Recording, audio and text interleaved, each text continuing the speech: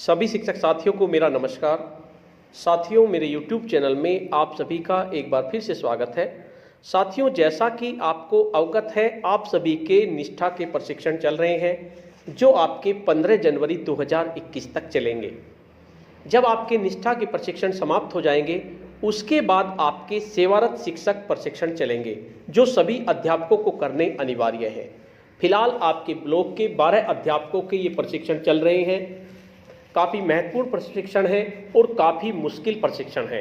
तो साथियों, जरूरी है कि इन प्रशिक्षण के लिए आप अभी से तैयारियां शुरू कर दीजिए। इन्हीं प्रशिक्षण में एक सबसे महत्वपूर्ण प्रशिक्षण है सेवारत शिक्षक गणित प्रशिक्षण। साथियों, इस प्रशिक्षण में गणित की मूलभूत बातों को बताया गया है कि हम गुणा भाग जोड़ घटा करने में कहाँ गलती करते हैं और किस तरह से अपनी गलती को सुधार करके हम बच्चों में इनकी समझ विकसित कर सकते हैं। तो आज की इस वीडियो में हम सेवारत शिक्षक गणित प्रशिक्षण के भाग 4, आपका पार्ट 4 है इसे भाग, इसके बारे में जानेंगे। इसका पार्ट 1 है भाग की अवधारणा समझना और भाग पर आधारित प्रश्न। वीडियो को शुरू करने से पहले मैं आपको बता देना चाहता हूं, अगर आप चाहते हैं इस तरह की इन्फॉर्मेटिव वीडियो आपको एक प्लेटफॉर्म पर मिले, तो उसके लिए मैंने इन्फॉर्मेटिव वीडियो व्हाट्सएप ग्रुप और इन्फॉर्मेटिव वीडियो टेलीग्राम ग्रुप बनाए हुए हैं। आप चाहें तो मेरे ग्रुप से जुड़ सकते हैं। ग्रुप का लिंक आपको वीडियो के डिस्क्रिप्शन बॉक्स में मिल जाएगा, वहां पे क्लिक करके आप मेरे ग्रुप से जुड़ सकते हैं।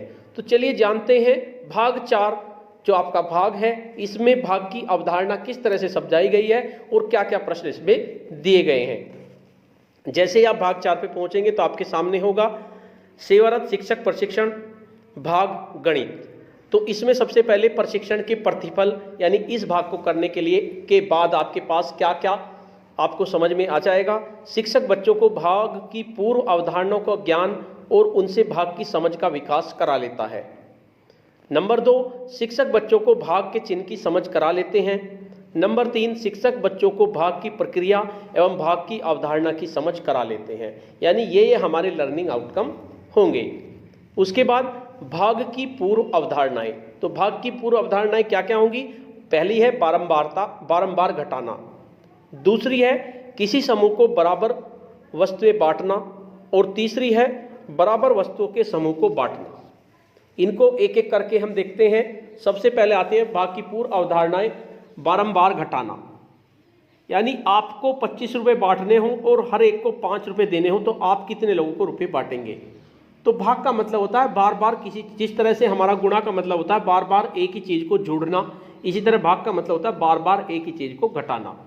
जैसे 25 है, हमने 5 रुपये देने हैं, एक को 5 रुपये देने हैं, तो 25 में से 5 घटाया हमारा 20 आ गया, फिर 5 घटाया तो हमारा 15 आ गया, फिर 5 घटाया हमारा 10 आ गया, फिर 5 घटाया हमारा 5 आ गया, उसके बाद 5 घटाया तो हमारा 0 आ गया। अब देखते हैं कितनी बार आया ये, 1 बार, 2 बार, 3 बार, 4 बार, 5 बार ऐसे आया, तो 5 हमारा आंसर आ जाएगा। इसको आप संख्या रेखा की मदद से भी समझा सकते हैं। आप एक संख्या रेखा कीजिए और उसमें 25 तक के निशान लगा दीजिए। उसके बाद 25 से हमें बैक होना है। 5 घटाकर हम 20 पे पहुंच गए, फिर 5 घटाकर हम 15 पे पहुंच गए, फिर 5 घटाकर हम 10 पे पहुंच गए। इस तरह से घटाते घटाते हम 0 पे पहुंच जाएंगे। तो इस तरह से हमें बच्चों को समझाना है कि बार बार घटाने को ही भाग कहते हैं। नेक्स्ट है भाग की पूर्व अवधारणाएं में ही किसी समूह को बराबर वस्तुएं देना। आपके पास 12 केले हैं, इन्हें 6 बराबर भागों में बांटना है, तो हर एक बच्चे को कितने केले मिलेंगे? तो कैसे बांटेंगे? 12 किलो को आपको 6 बच्चों को बांटने हैं, आपको बच्चों को पता है। तो क्या करेंगे? पहले एक एक केला सबको देंगे, एक एक केला देने के बाद फिर दोबारा से एक एक केला और देंगे और इस तरह से 2-2 केले सब पर आ जाएंगे।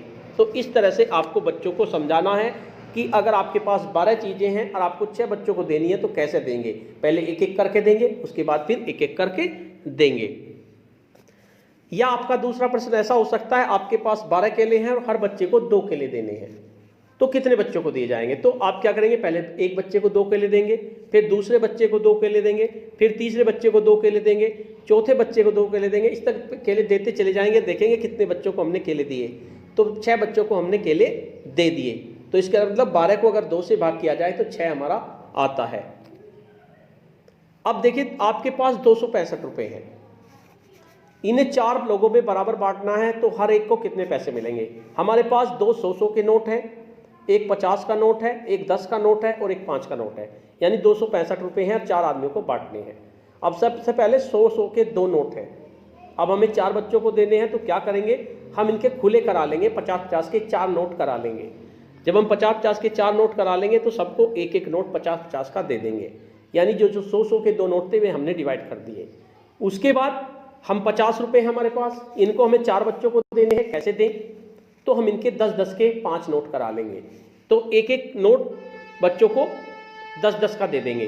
पहले हमने 50-50 का दिया, एक 50 का नोट हमारे पास बच गया, फिर भी उस 50 के नोट के हमने 10-10 के किए और सब बच्चों को एक एक 10 का नोट दे दिया। अब हमारे पास 2 10 के नोट बचे और एक 5 का नोट बचा। अब जो 10-10 के नोट हैं उनका हम क्या करेंगे, उनके 5-5 के 4 नोट करवा लेंगे चारों बच्चों को देने के लिए। अब सबको 5-5 के एक एक नोट और दे दिया। अब हमारे पास 5 नोट बचे, 5 रुपये बचे। अब हम 5 रुपये जो हैं उनको एक एक करा लेंगे, एक एक कराकर सबको एक एक दे दिया। एक रुपया फिर भी बच गया, यानी कि 66 रुपये। एक 50 का नोट है बच्चे के पास, एक 10 का नोट है, 60 हो गए, एक 5 का नोट है, 65 हो गए और एक एक रुपया है, 66 रुपये। तो इस तरह से आप भाग की अवधारणा को समझा सकते हैं। एक हमारा बच गया। इसके लिए आप एक गतिविधि भी करा सकते हैं, बच्चों को बटन वाली गतिविधि 4 समूह के बराबर में बांटने हैं आपको। कुल आपने 20 बटन लिए। क्या किया आपने, पहले 4 समूह हैं आपके, एक समूह में संख्या कितनी है, 4।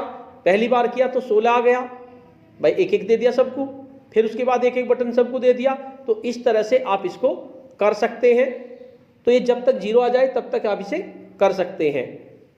तो इस तरह से आप बच्चों को एक और गतिविधि करा सकते हैं।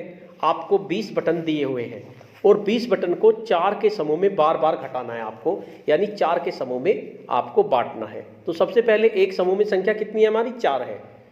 या सबसे पहले 20 में से एक बार घटाएंगे तो हमारा आंसर 16 आ जाएगा, फिर दोबारा घटाएंगे फिर 12 आ जाएगा, फिर तिबारा घटाएंगे हमारा 8 आ जाएगा, फिर 4 बार घटाएंगे तो 4 आ जाएगा और 5 बार घटाएंगे तो हमारा 0 आ जाएगा।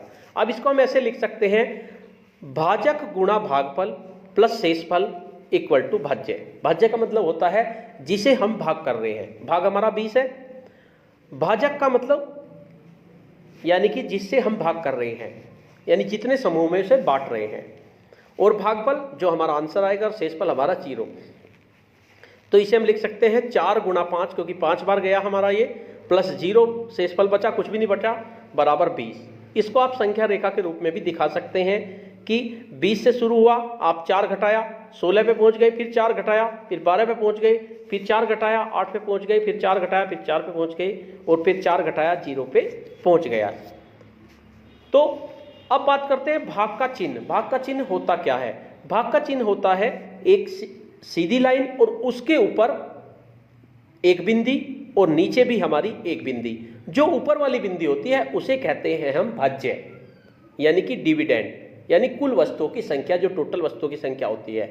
उसके बाद जो नीचे वाली बिंदी होती है उसे कहते हैं भाजक, यानी डिवाइजर, एक समूह में या एक व्यक्ति को दी जाने वाली वस्तुओं की संख्या। और इक्वल टू क्या आ जाएगा हमारा भागफल, यानी क्वोशिएंट, यानी कि व्यक्तियों और समूह की संख्या, यानी कितनों में हमने उसे बांटा। तो इस तरह से भाग के चिन्ह की आप अवधारणा बच्चों को समझा सकते हैं। आपके पास 265 रुपये हैं और इसे 4 लोगों में बराबर बांटना है, तो हर एक को कितने रुपए मिलेंगे? तो कुल रुपए 265 है, कितने लोगों में बांटना है? 4 में, हर एक को मिलेंगे 66 रुपये। हमने पिछले एक्टिविटी में बताया। और बच गए कितने? एक। तो हम इसे कैसे लिखेंगे? भाज्य बराबर भाजक गुणा भागफल प्लस शेषफल। भाज्य हमारा 4 है, भागफल हमारा 66 आया और शेषफल 1 आया। अब इसको जैसे जोड़ के देखेंगे तो ये आपका, इनकी गुणा करेंगे 66 और 4 की तो 264 हो जाएगा। 264 प्लस 1 इक्वल टू 265, यानी कि आपका भाज्य 265 है। इस तरह से भी आप बच्चों को समझा सकते हैं। एक गतिविधि के माध्यम से बराबर बंटवारा, इस गतिविधि के माध्यम से भी आप बच्चों को बता सकते हैं। बच्चों में वस्तुओं को बराबर बांटने की समझ विकसित करना। जैसे आवश्यक सामग्री क्या होगी? आपका स्ट्रा ले लेंगे, बीज ले लेंगे, सिक्के ले लेंगे। गतिविधि, सभी बच्चों को बारी बारी कुछ स्ट्रा, बीज, सिक्के आदि देते हुए उन्हें एक निश्चित भाग में बराबर बांटने को कहेंगे।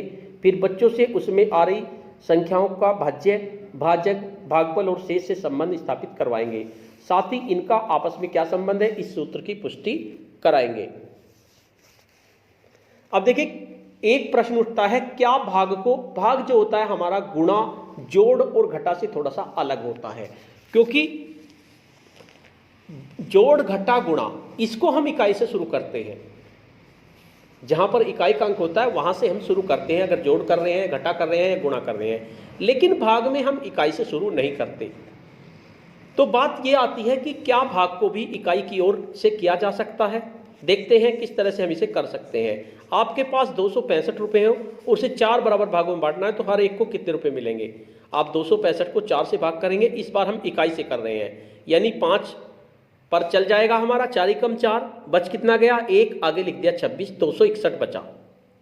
अब बच्चे पे अच्छी तरह से आता है 4 का पढ़ा, तो 40 बार चला देगा वो, तो 10 वो जोड़ते चले जाएंगे प्लस 10, तो अब 221 बच गया। उसके बाद 40, 4 पंजे 20, फिर 5 बार चला दिया तो 20, अब 201 बच गया, फिर 10 बार चला दिया, 4 धाम 40, तो अब 161 बच गया, फिर 10 बार चला दिया, और इनको सबको जोड़ते चलेंगे हम, फिर 40 10 बार चला दिया, फिर 10 बार चला दिया, फिर 10 बार चला दिया, और फिर शेष बचा हमारा 1।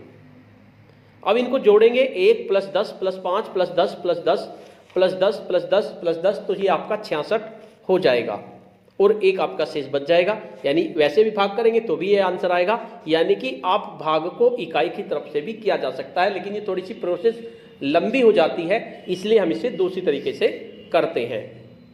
दूसरा तरीका क्या है, 4 से 265 को भाग किया, 4 6 24, 2 बच गए, 5 को उतार लिया, 4 6 24, 66 आ गया। एक ही आपका शॉर्ट तरीका होता है, ये आपकी मानक विधि कह सकते हैं इसको। उसके बाद एक उदाहरण देखते हैं, जैसे 265 को आप 4 से भाग कर रहे हैं, तो डायरेक्ट आप 60 बार चला लीजिए, तो 240 हो गया। कितना बचा आपका 25, फिर 6 बार चला दिया, तो आपका 1 शेष बचा, तो 60 और 6 को जब जोड़ेंगे तो ये भी आपका आंसर 266 आएगा। तो इस तरह से भी आप भाग को कर सकते हैं। उसके बाद भाग टूटी बिंदी, इस तरह से भी आप भाग को कर सकते हैं। 2 से भाग करना है, यानी कि जहां पर बीच में 0 आ जाती है, तो इसको भी आप कर सकते हैं। 2 से भाग किया, 0 आ गया, फिर 0 चलाया, तो फिर 0 बार चलाएंगे, फिर 0 आ गया, फिर भी 0 बार चलाएंगे, यानी 100 बार हमारा इस तरह से चल जाएगा, 1 शेष हमारा बच जाएगा। तो इस तरह से आप भाग को समझा सकते हैं। अब बात आती है शून्य के साथ भाग। मान लीजिए किसी जब भाज्य शून्य हो, यानी कोई चीज शून्य है उसे आप भाग कर रहे हैं, अर्थात कुल वस्तुओं की संख्या हमारी शून्य है, यानी कि हमारे पास 0 केले हैं। 6 बच्चों को बराबर बांटने पर हर एक बच्चे को कितने केले मिलेंगे। 0 को 6 से भाग करेंगे, बराबर शून्य केले। यदि भाज्य शून्य हो तो भागफल सदैव शून्य आएगा। दूसरा, जब भाजक शून्य हो, अर्थात 0 वस्तुओं का समूह बनाना है अथवा शून्य लोगों में बंटवारा हुआ है, हमारे पास 12 केले हैं। 0 बच्चों को बराबर बांटने पर हर एक बच्चे को कितने केले मिलेंगे। 0 बच्चों में केलों को नहीं बांटा जा सकता, अर्थात यह परिभाषित नहीं है। तो इस तरह से आप भाग की अवधारणा को समझा सकते हैं। कई तरीके हैं भाग की अवधारणा को समझाने के लिए। इसके लिए गेम भी दिया हुआ है। इस गेम की वजह से इसमें 3 तरीके दिए हैं। 6-6 की मैट्रिक्स दी हुई है, और इसके साथ साथ 9-9 की मैट्रिक्स दी हुई है, और 12-12 की मैट्रिक्स दी हुई है। इसमें आप भाग की अवधारणा बच्चों को समझ सकते हैं। इस गेम को आप डाउनलोड कर सकते हैं। तो साथियों, आज की इसमें हमने भाग के बारे में जाना कि भाग के पूर्व सीखी जाने वाले अवधारणाओं की समझ, भाग की पूर्व अवधारणाओं से भाग की समझ, भाग के चिन्ह की समझ, भाग की प्रक्रिया और भाग की अवधारणा की समझ। तो आज की वीडियो में इतना ही। आपको ये वीडियो कैसी लगी? अगर आपको ये वीडियो अच्छी लगी तो इस वीडियो को लाइक कीजिए, शेयर कीजिए और वीडियो पे कमेंट्स कीजिए। और अगर आप मेरे चैनल पे नए हैं तो चैनल को सब्सक्राइब कर लीजिए और बेल के आइकन को प्रेस कर दीजिए, जिससे कि आपको नेक्स्ट वीडियो का नोटिफिकेशन मिल सके। धन्यवाद।